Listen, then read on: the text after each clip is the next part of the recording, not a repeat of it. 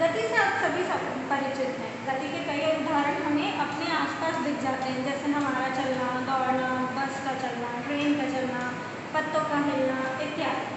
परंतु हम गति को अगर परिभाषित करना चाहें तो इसे दो प्रकार से कर सकते हैं, एक समय के सापेक्ष, दूसरा किसी दूसरे पिंड के सापेक्ष, एक पहले पिंड की गति।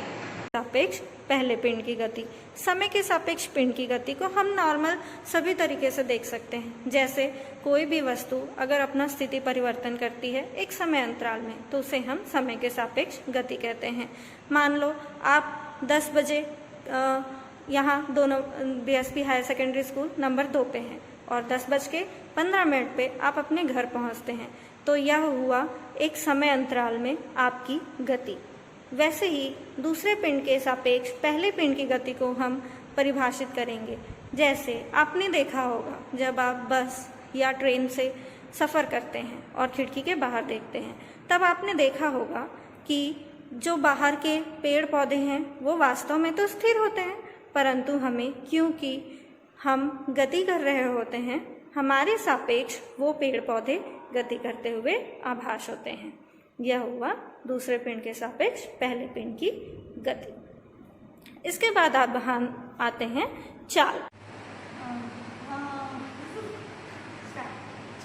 एक निश्चित समय में एक स्थान से दूसरे स्थान तक तय की गई दूरी को हम चाल कहेंगे। वे एक निश्चित समय पे निश्चित दिशा में तय की गई दूरी को वेग कहेंगे। तो यहाँ चाल का सूत्र होता है दूरी बटे समय अंतराल और वेग का होता है विस्थापन बटे समय अंतराल। दोनों है लगभग समान चीजें, परंतु ये दूरी और ये विस्थापन, ये क्या है? दूरी। कोई भी चीज जब यहाँ से यहाँ जाती है, फिर यहाँ जाती है, फिर यहाँ जाती है, तो ये होगी इसकी कुल तय की गई दूरी। परंतु विस्थापन क्या होगा? हम यहाँ से यहाँ गए, फिर यहाँ गए और यहाँ गए, तो ये तो हुई कुल दूरी। तो विस्थापन क्या? विस्थापन होगा ये सबसे सूक्ष्मतम दूरी, इसे ही हम विस्थापन कहेंगे। तो ये हमारा हो गया चाल, जिसका सूत्र होगा दूरी बटे समय अंतराल, और वेग का होगा विस्थापन बटे समय अंतराल।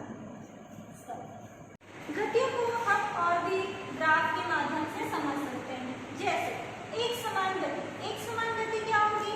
अगर हम समय के साथ दूरी भी समान तरीके से बढ़ता जाए, मतलब दूरी समय के समानुपाती हो।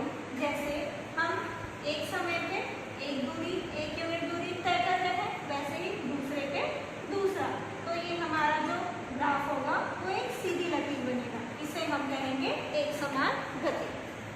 फिर आते हैं अलग अलग गति।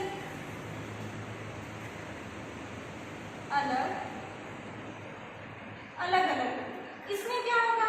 समय तो एक ही है, परंतु दूरी कभी इतना हो रहा है, कभी दूरी हम यहाँ पहुंच गए, इतने ही समय में हमने ये दूरी तय कर ली, और फिर जब तीसरे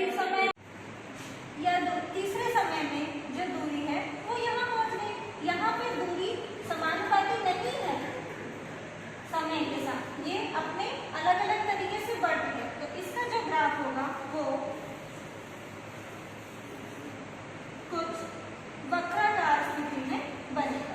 ठीक है, इसी को हम यहाँ तो एक समय के अंतराल में एक दूरी का अलग अलग तरीका मिल रहा था हमें। अब हो सकता है कि एक दूरी के अंतराल में समय हमें कुछ ज्यादा लग जाए, तो ये ऐसे भी बन सकता है।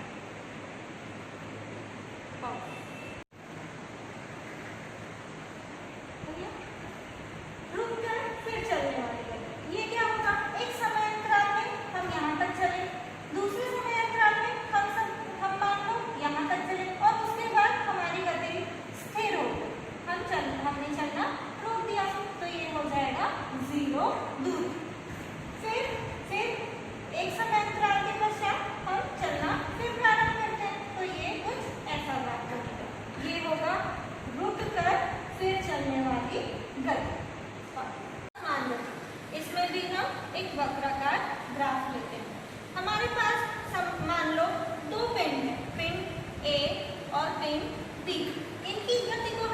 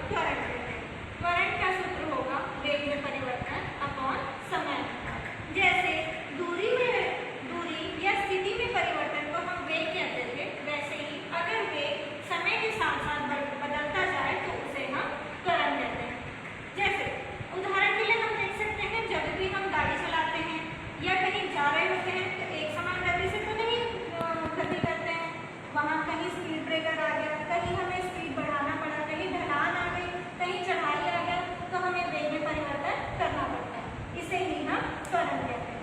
अब हम देखते हैं सभी त्वरण, चाल और वेग का SI मात्रक। चाल का SI मात्रक होगा मीटर प्रति सेकंड।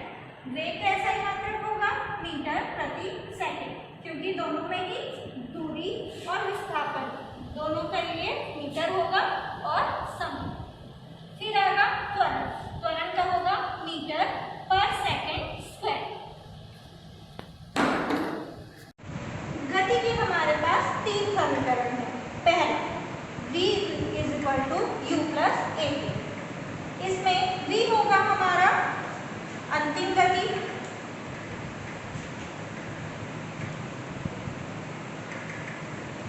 u होगा प्रारंभिक गति,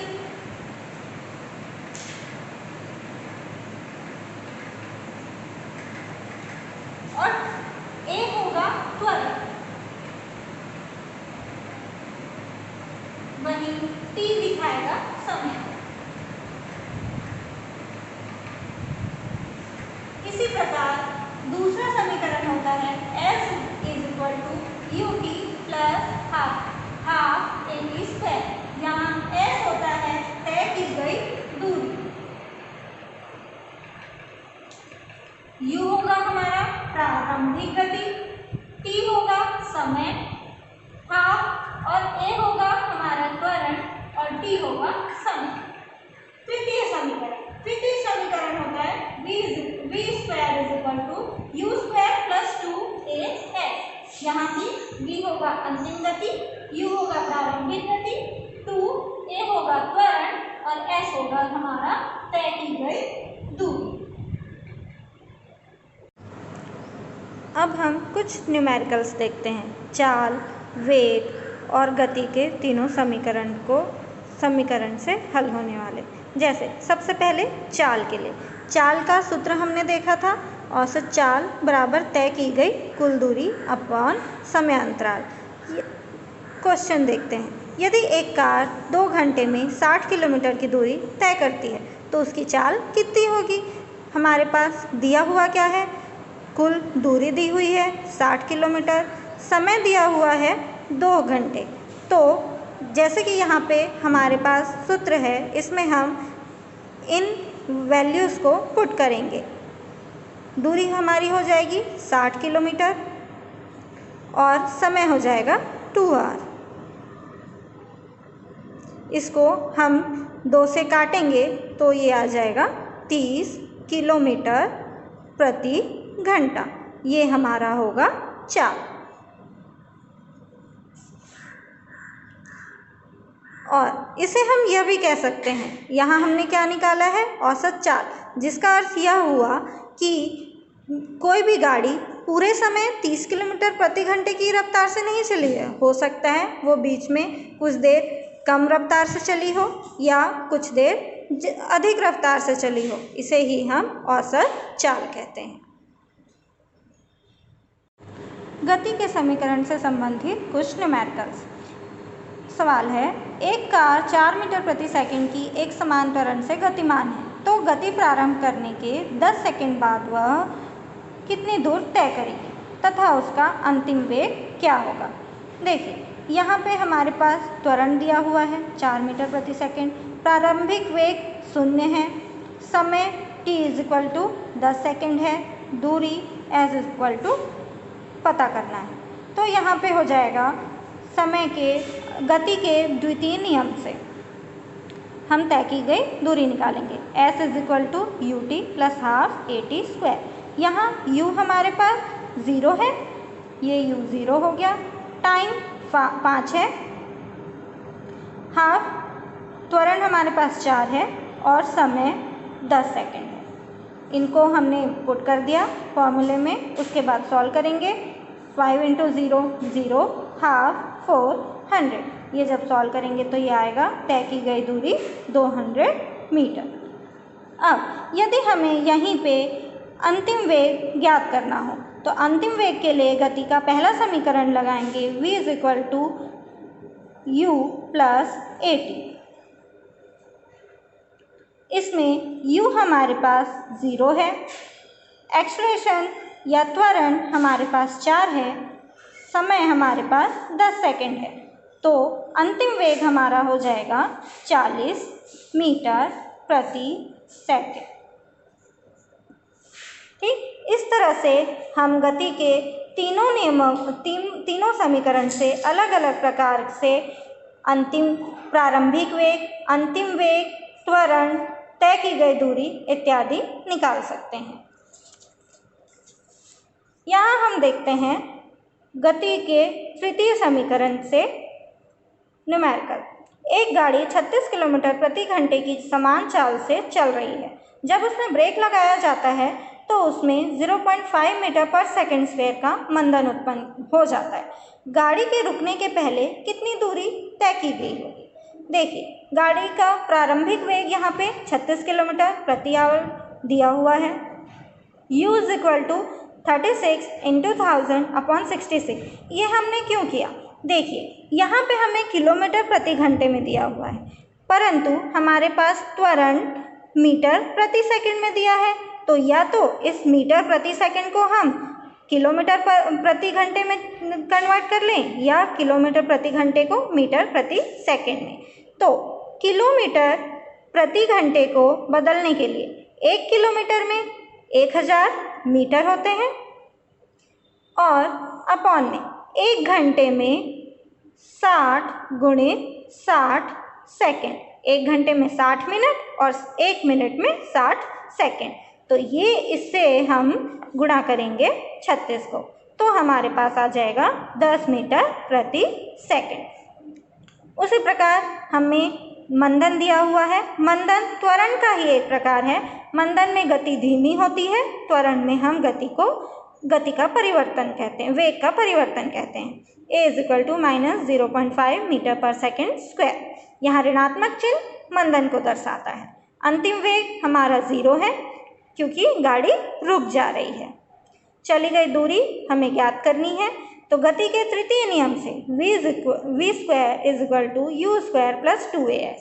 यहाँ पे u की वैल्यू रखेंगे 10, 2 होगा 2, a त्वरण हमको दिया हुआ है -0.5 और दूरी हमें ज्ञात करनी है। इसे हम जब सॉल्व करेंगे तो ये आएगा s is equal to 100 metre. इस तरह गाड़ी द्वारा तय की गई दूरी होगी 100 मीटर की। एक ग्राफ आधारित क्वेश्चन देखते हैं। किसी निश्चित दिशा में चल रहे कण की चाल समय ग्राफ दिया हुआ है। देखिए, यहाँ 0 है जब चाल, तो समय भी 0 है। यहाँ 5 सेकंड में वस्तु की चाल 12 है, फिर 10 सेकंड में वस्तु की चाल फिर 0 हो गई है। मतलब गाड़ी शुरू हुई, 12 तक उसका चाल मैक्सिमम पहुंचा और उसके बाद वह रुक गई। तो हमें 0 से 10 सेकंड में चली गई दूरी तथा कण की औसत चाल ज्ञात करनी है। इसमें s इज इक्वल टू 0 से 10 में चली गई दूरी है, कुल तय की गई दूरी, तथा चाल समय ग्राफ में चाल समय अक्ष से घिरा क्षेत्र, ये जो चलने वाला क्षेत्र है ये होगा OAB। यहाँ पे हम ये कह सकते हैं कि ये एक त्रिभुज बना रहा है और त्रिभुज का क्षेत्रफल क्या होता है? हाफ आधार गुणित ऊंचाई। तो जब इसमें हम रखेंगे ये हो जाएगा हाफ OB गुणित AL। यहाँ OB होगा 10 सेकेंड और AL होगा 12। सॉल्व करने पे ये आ जाएगा 60। इस तरह हमारी कुल तय की गई दूरी होगी 60 मीटर। अब 0 से 10 सेकेंड में कण की औसत चाल क्या होती है? तय की गई दूरी अपॉन कुल समय। तय की गई दूरी हमने 60 मीटर निकाला, कुल समय है 10 सेकेंड से -0 सेकेंड, तो ये हो जाएगा 60/10, आ जाएगा 6 मीटर पर सेकेंड। अब देख लेते हैं वृत्तीय गति। वृत्तीय गति क्या होगी? किसी भी वृत्तीय मार्ग में गति को हम वृत्तीय गति कहते हैं। इसमें हर समय दिशा में परिवर्तन होता रहता है। देखिए, कोई भी गति जो त्वरित होती है उसमें वेग परिवर्तन होता है, तो वेग में परिमाण में परिवर्तन हो पर गति की दिशा नियत हो। देखो, वेग में परिवर्तन की 3 स्थितियां संभव हैं। पहला, वेग में परिमाण में परिवर्तन हो पर गति की दिशा नियत हो। वेग का परिमाण नियत किंतु दिशा में परिवर्तन। वेग के परिमाण और वस्तु की गति की दिशा दोनों में परिवर्तन हो। तो हमारी वृत्तीय गति में क्या होता है? हर समय दिशा में परिवर्तन होता रहता है। इसके कुछ उदाहरण कैसे बोल सकते हैं? धावक का वृत्तीय मार्ग पर दौड़ना, पंखे का घूमना, घड़ी की सुइयों का घूमना इत्यादि। अब हमने इस पाठ से क्या क्या सीखा? गति समय के साथ वस्तु की स्थिति में परिवर्तन की व्याख्या करता है। हमने गति के बारे में पढ़ा। हमने दूरी और विस्थापन के बारे में पढ़ा। दूरी का SI मात्रक होता है मीटर। हमने विस्थापन को पढ़ लिया। विस्थापन के बाद हमने चाल और वेग को पढ़ लिया। इनके हमने SI मात्रक भी देख लिए। वस्तु की गतियों का समीकरण देख लिया। त्वरण हमने पढ़ा और अंत में हमने वृत्तीय पथ पर एक समान चाल से चलने वाली गति के बारे में पढ़ा। इसके बाद ये बुक में दिए हुए कुछ प्रश्न हैं जिन्हें आपको हल करना है और कहीं भी कोई परेशानी आने पर पूछना है।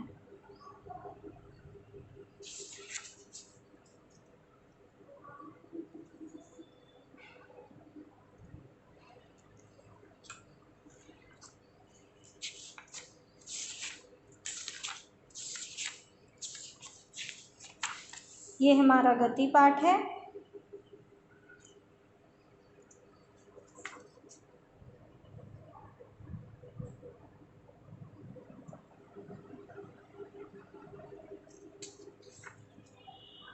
आपके पास बुक हो तो अच्छी बात है, नहीं तो आप इनसे पढ़ सकते हैं।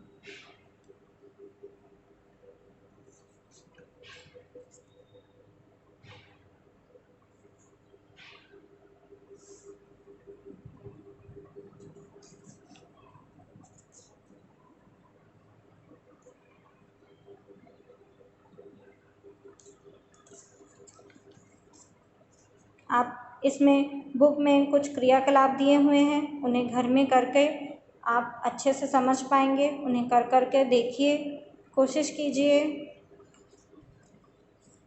फिज़िक्स पूरा ही करके देखने वाला सब्जेक्ट है, तो आप जितना क्रियाकलाप करेंगे उतना ही आपको अच्छे से समझ में आएगा।